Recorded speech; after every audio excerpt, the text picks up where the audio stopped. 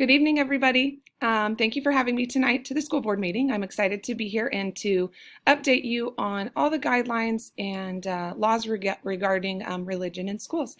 My name's Stephanie. If you have any questions, just let me know. Like I said, my purpose tonight is to update the board on current laws regarding religion in schools, and I'm going to focus on two reports, the Pew Report and the USD guidance on what the Constitution says about religion in our schools. There was a lot to be taken out of the Pew Report, and I would like to share those recommendations with each of you. As many of you are probably aware, religion in schools continues to be a hot topic. We don't hear it as often as we used to, but there are still instances where religion in school comes up and schools have to make tough decisions. The Establishment Clause prohibits the reciting of the school-sponsored prayer in public schools. Schools may not sponsor student-recited prayer at high school football games. The courts have suggested that public schools may teach the Bible as literature, however. No student should be forced to sing or play music that offends their religious sensibilities. Students may not engage in religious harassment, or obviously harassment of any kind, but in this case, religious harassment. Students may offer a prayer or blessing before meals in school or assembly on school grounds for religious purposes to the same extent as others wish to express their personal views or assemble with others. Students acting on their own have the same right to engage in religious activity as discussions. They do not engage in comparable secular activities. So students can act on their own, and that's the key thing. They have to act on their own. It can't be facilitated by school employees. Public school employees do retain their rights to free exercise of religion. So as an employee of the district, I have my right to practice my religion however I see fit, as does every other staff member within our district. The United States Department of Education listed some additional guidelines for us to be aware of and to follow so we don't get caught in legal activity here in the building or in the district. Students may pray when not engaged in school activities or instruction. Students may pray or study religious materials with fellow students during recess and lunch. Basically, any non-instructional time, they can engage in religious activities as long as it's student-driven. Students may organize prayer groups, religious clubs, and see you at the poll gatherings before school to the same extent that students are permitted to organize other non-curricular student activity groups. So as long as it's before school and student-driven, they can do those things. And you guys are aware that we do see you at the poll here, and it is all student-driven.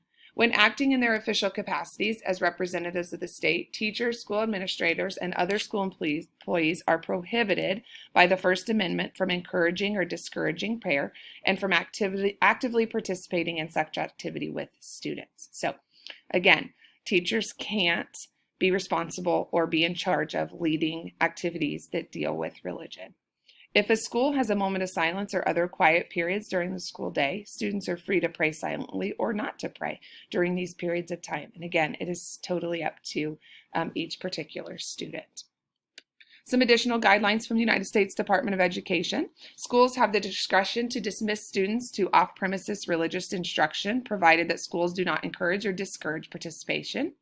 Students may express their beliefs about religion in homework, artwork, or any other written or oral assignments because it is their work, so they can do that.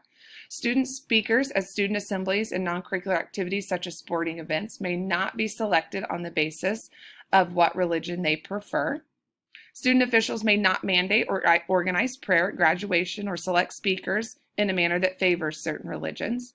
School officials may not mandate or organize religious ceremonies, and students have a right to distribute religious literature to their schoolmates on the same terms they are permitted to distribute other literature. Public schools may not provide religious instruction, but they may teach about religion, such as the Great Awakening, in some history classes. Schools may not single out religious attire in general. Students have the right to wear whatever they would like to wear, as long as it doesn't affect our dress code or violate our dress code. So what are we doing here at Pratt?